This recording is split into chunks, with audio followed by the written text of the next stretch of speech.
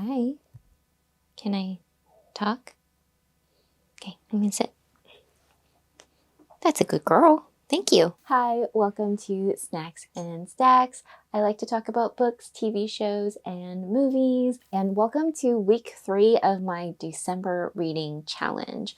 So the December reading challenge for me that I self-imposed is that I will be finishing a book a day. Sometimes I will be finishing a novel that I have either been listening to or reading throughout the week, or I am starting and finishing a volume of manga every day. And the purpose of this is mostly to finish up my physical TBR of my manga series, kind of so that I can buy more, but also just to kind of chip that number down.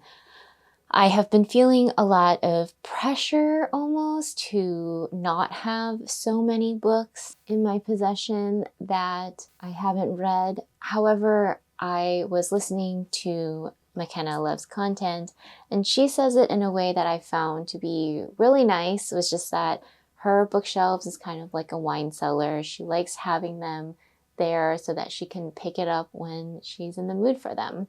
And I think that is fair for me to kind of adopt that mindset. There's a little bit of like shame being dealt around right now when people have a big physical TBR, and I think that's sucks. Because I just want to read for pleasure. I want to read when I want to read and what I want to read. I love picking up books from the library when I can, and those books do take priority just because they have to go back. And sometimes you find books at a store, sometimes in my case, they're like cheaper, or you find that you really want to read it and it's just not, you just can't read it right now. And the beautiful thing about books is that they don't expire. So I'm not sure why there's this expectation that every book on your shelf is a book that you should have read. I think I still read a substantial amount every year, and I'm tired of feeling ashamed of having books on my shelf that I haven't gotten to yet. For the most part, if I keep a book, it's because it has a rereadability factor. So if I have a book, it's either because I haven't gotten to it yet, or it's because I love it so much and I think it's rereadable at some point in my future. Today, I will be finishing Howl's Moving Castle, and this book is about a young girl, young woman.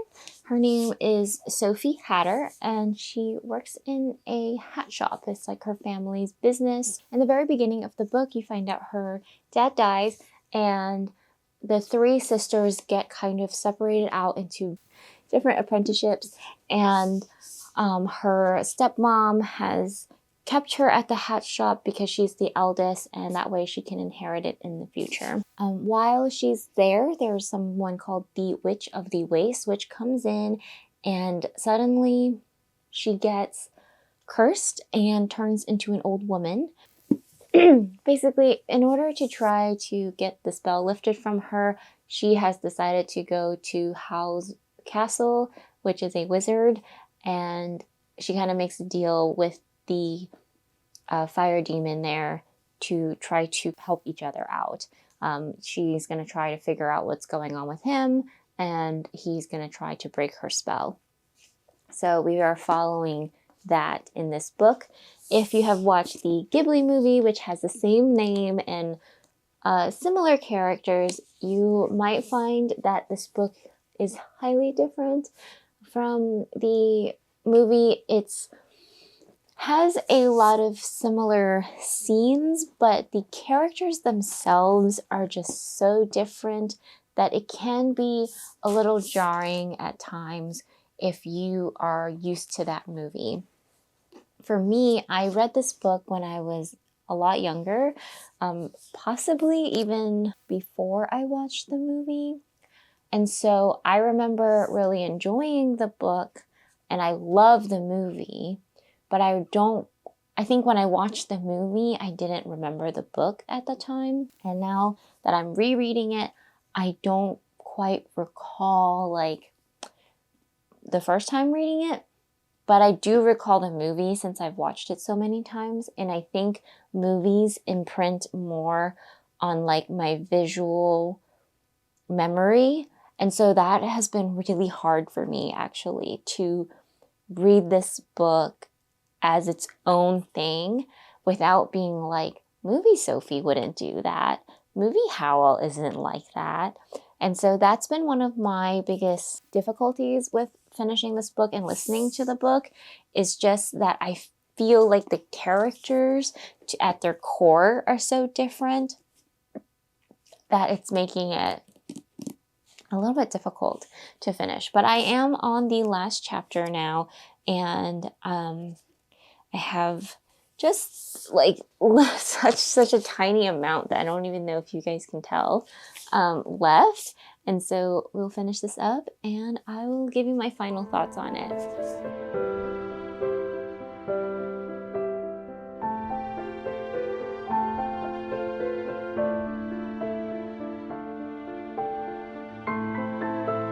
Yeah, I'm all done. I really like the ending of this book, and I think I did myself a disservice by listening instead of reading this book, because as I was listening, I was picturing the movie characters doing the things and it wasn't working. But when I'm reading, I don't know if anybody else has this, but when I'm reading with my eyes, I don't see the characters as much. I just see the words. I think that would have helped me distinguish between the movie and this book. This book is a lot of fun.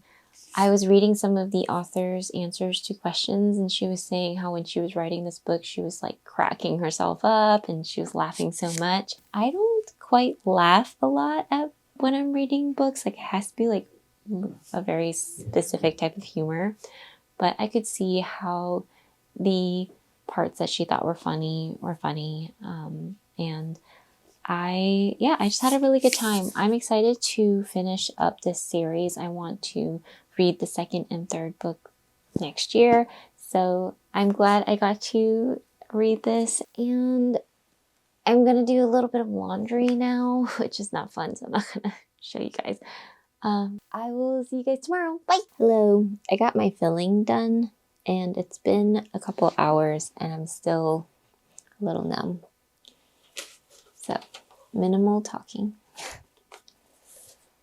I started this in the waiting room. We're going to finish it now.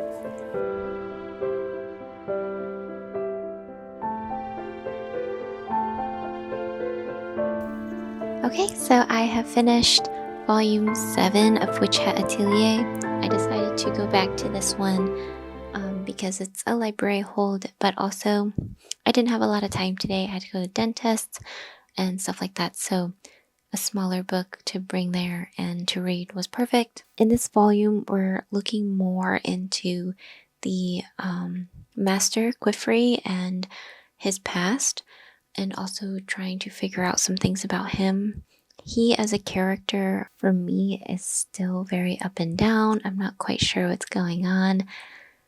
I like that we get to know some of it, but we are also kept in the dark about some things, and so it's definitely keeping the plot moving along. I'm curious to see how far this anime will get, and if that is the only thing we are going towards. But so far I think there's like 14 of them out, so I'm about halfway through, I guess. And number 8 is actually I have it on hold. I'm waiting for as well, so we will stop there for now. So yes, have a great day. I'll see you guys tomorrow. Hello, today is Tuesday, December 16th, and we're going to start and finish a manga volume today because I don't feel like reading what I've been reading. I have a couple options. There was Fullmetal Alchemist, which is a great option. I love these books, but I just don't think I have time for them. I only have about 30 minutes. Today, I already ate my lunch because I had a bunch of meetings, but I have about 30 minutes because I also took the dogs out for a you-know-what. So I think today I want to try Firefly Wedding. I'm just in a mood for something different. I'm like not in the mood to finish my book for book club, The Snow Child. I'm not really clicking with the audiobooks that I've been trying. I'm going to go into this one, Firefly Wedding. I only have volume 1. I hope I like it. What I know about it is that it's about an arranged marriage with a woman and an assassin, I think. Let's see. Afflicted with a heart condition, Meiji-era noblewoman Satako is determined to secure a marriage that will benefit her family before she dies. But before she can realize her goal, she's targeted by a mysterious assassin named Shinpei. In a last-ditch effort to save her life, Satako asks her would-be murderer to marry her. Her proposal isn't sincere, but unfortunately for her, Shinpei loves as intensely as he kills. Can Satako find a way to break the engagement without losing her life? So, we're gonna try it out. It looks like it's a bit problematic, which I think I'm in the mood for.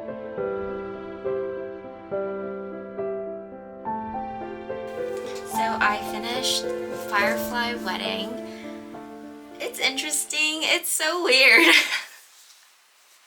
It's so weird. She has gotten herself in a very weird position. The guy is entertainingly weird. You really can't take it too serious. It's definitely like a dark romance because he is definitely an assassin. He has like strange thoughts of what he's weird. But I am interested. I'm interested to see where the story will go and how it'll all work out. I'm not like addicted to it or anything. I'm not like sitting here like must read the next one as soon as possible, but I do want her to get out of it, and I'm rooting for our main girl here, but the guy is so funny because he's so... I don't have any other words, but it's weird. But I'm also like, but I like it.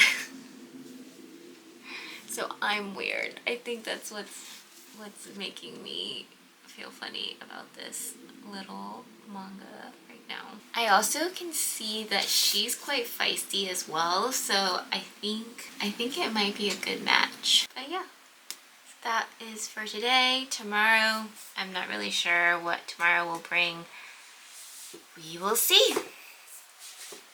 Bye for now. Good morning. Today is Wednesday, and we're going to pretend I finished this book today and not last night, but it was around 11 p.m., so it was today somewhere. And that would be The Snow Child by Eowyn Ivey. Eowyn. So, The Snow Child, let's stand up. The Snow Child by Eowyn Ivey is a book that takes place in the 1920s in Alaska. And we start off with this couple who you know right away that they had problems conceiving children, and about 10 years ago they actually had a stillborn, and it's been traumatizing them since. And you have this couple who really loves each other, but because we are taking place in the 20s, they have these boxes that they live in. Women are meant to do this, men are meant to do that, and we have Mabel, who is the wife, and she just has no idea what her lot is in life anymore because she doesn't have children to take care of. And so they decide to move to Alaska from, I think it's like Philadelphia, Ohio, or something like that, from their farmland, and start a farm and homestead from there. I think that it was like a really brave move at the time, but a part of them also knew that they were running away from their problems. She just was sick of seeing all of her like nieces and nephews and all the other children and not having one of her own. And so they decide to be by themselves and move to Alaska. We start off with a really harsh winter. They are very depressed. I mean, within the first chapter or so, we can see that Mabel has a lot of issues that she's trying to work through, and she doesn't have the strength to speak to Jack, her husband, about what it is that she had pictured for herself in this space. And Jack, they're both older now, so Jack is also having a hard time just physically being able to do all of the manual work all of the time. And he has this idea in his head that he needs to take care of Mabel because Mabel is from like a family of professors, of studious people. They don't do like labor. And so that's kind of a starting point. There comes a really big snowstorm, and they kind of have a sense, like a little scene of levity where they play in the snow, and you can see that they clearly love each other, and they're trying to work things out, and they build a snow child. And somehow this girl starts showing up after the snow child has kind of like, I can't remember if it was melted or destroyed, but either way, it had gone away. The clothes that they had put on it was taken, and they start seeing this little girl run around in the woods. And this whole book, you're not really sure who Faina is, and I think it's Faina. There's a part in the book where she pronounces her name, but Faina. You're not really sure who Faina is, and this whole book is about her growing up as well. So we have a book that spans what we should just say a growing up period. It spans years. It's a very quiet book. There's a lot of descriptions here to make you feel like you are in Alaska and that you are a frontier lifestyling Alaskan. There's definitely a lot of references to how they feed themselves in Alaska and just the harsh weather that you get there. I thought that it was a very like subtle, beautiful book. Personally, I liked it. It's definitely one of those books that you can read in the winter time and feel very cold and feel the kind of like magic. Well, you can feel both the magic of winter and snow, but also the like reality of it, which is that it is cold and it will give you frostbite. You could die. And yeah, so overall, I really liked the book. I just did not love the ending. And I think that is just the type of person that I am. I felt very incomplete. I think that is the point though. So yes, that is The Snow Child. This was a book club book. So we're all going to be discussing it on Friday. So yeah, that'll be for today. We are hopefully going to go see some lights tonight. If I can, I'll get some footage or pictures of that up here. And tomorrow I will pick up another manga. All right. I'll talk to you guys later. Hi. It's Thursday. It's my least favorite day of the week because I'm already tired from the rest of the week, and I've got 1.5 more days until my week-long PTO. I have been so looking forward to this. I'm tired also because I woke up in the middle of the night. One of the dogs was like pacing in the room, and that was weird. So again, I am tired, so we're gonna go with a light and fluffy rom-com. This is What's Wrong with Secretary Kim. This is book 3. I read the first 2 books a while ago. This was a Korean manga that was adapted from like a webtoon style, and so it's in full color, which is really nice. And yeah, this is a story of a basically assistant who wants to quit her job, and her boss is like not having it because she is one of the best assistants he's ever had, and they fall in love. So let's go. It's open and she's in there.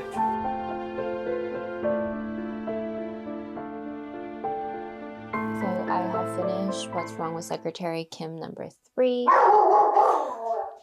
In all like K-drama goodness, there's of course, oh my god, there is of course a bit of a brainwash, memory loss situation. There's also family drama in this. We have 2 brothers who don't like each other, and there's a big mystery as to what happened in their past and how it relates to our main character, Miso Kim. In this, we also see them kind of falling in love more and her not being sure why she seems to be attracted to him, and he's kind of coming on a little bit strong, but I think it's fun still. I also really enjoy the way the colors are used in this and just the panels and how they're very pretty. There's instances where there's like parts that are really funny as well. And yeah, it's a lot of fun. It was perfect little light read for today. And I'll probably finish up what I have of What's Wrong with Secretary Kim tomorrow. I only have 1 more volume of this. And maybe starting Saturday, I will go back to Fullmetal Alchemist. Hi. Today has been quite the day. My morning was so bad because we had a dog mishap. She ate half the cookies that I baked for my book club party. The cookies that I actually forgot about until about 3 a.m. this morning and had to run out and get a tub of Cool Whip to thaw to make it. They're really easy cookies though, so I think I can make them while I'm supposed to be working. I luckily bought a second batch of ingredients because I was gonna make some for ourselves. So there's that, and I have the same mid-lunch that I had yesterday. I did have a chance to start on volume 4 of What's Wrong with Secretary Kim this morning while the cookies were baking and everything. I'm a little like unsure, and I think this happens in the show too, like the revelation of the fact that they like each other goes straight from like to I love him. And it's just because I think the proximity, they have been together for 9 years as boss and secretary. It's just like grown, but she didn't like him when he was her boss. So it's quite interesting to see how fast this is moving. But this one is mostly about her finding out the truth about their past together.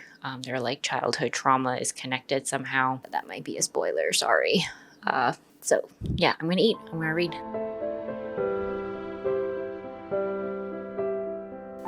Okay, I am all done with volume 4. In this volume, we find out what really happened when they were kids, and it's a big to-do, but it's a good, like, pacing-wise, I think, because we as readers, most of us has probably figured out what the truth was, and this is kind of just the author confirming that. I really like the pacing of the drama in this story. The pacing of their relationship, I think, could have been better if they went ahead and put in more, like, I don't know, maybe feelings. Like the flip, like I can understand the guy's point of view a bit more, but the flip for the girl from I don't like my boss, he's mean, to I love him is so weird. There's also this overarching theme of perhaps like soulmates, or because this happened to them when they were young, they were connected and meant to be together. And I don't love that, because I'm like the type of person who believes that love between 2 people are a choice and they should like get to know the people as persons before they fall in love. but I do see how it's like a traumatic experience can bring them closer together, and they have been together for 9 years, and spent time with another. So maybe if we had like a bit more like flashbacks to when they were working together and kind of flirty, that might have been better. But there's also no repercussions for him dating his secretary or showing public affection, which I think is interesting. So yeah, this is the last volume that I have of this manga or manhwa, and I don't have any money right now to buy the next last 2 volumes, so I'm gonna just hang tight and wait and get those later. I do like it enough to keep it. I think the story is quite cute, but I am not in like a rush because I know what happens and I know they're gonna end up together and da da da. So let's end week 3 here on Friday. So on Saturday, I finished Howl's Moving Castle. Sunday, the 14th, I finished Fullmetal Alchemist Volume 7. And then the next day, I finished Hat Atelier Volume 7. I went on and finished Firefly Wedding Volume 1 on December 16th. And that night, I also finished The Snow Child, but we're counting it for the day after. And then yesterday, I finished What's Wrong with Secretary Kim Volume 3. And today, I finished Volume 4 of What's Wrong with Secretary Kim. So that is finishing a book every day for the 3rd week of December. So far, we're on a roll. Next week will be a little harder. We have family visiting for nearly a full week. So hopefully we can run away and read a bit. I'm not sure how much footage I'll get. That might make things easier when we're editing too, so maybe that's a good thing. Anyways, happy reading, happy snacking, and also happy holidays. I will see you guys next time. Bye.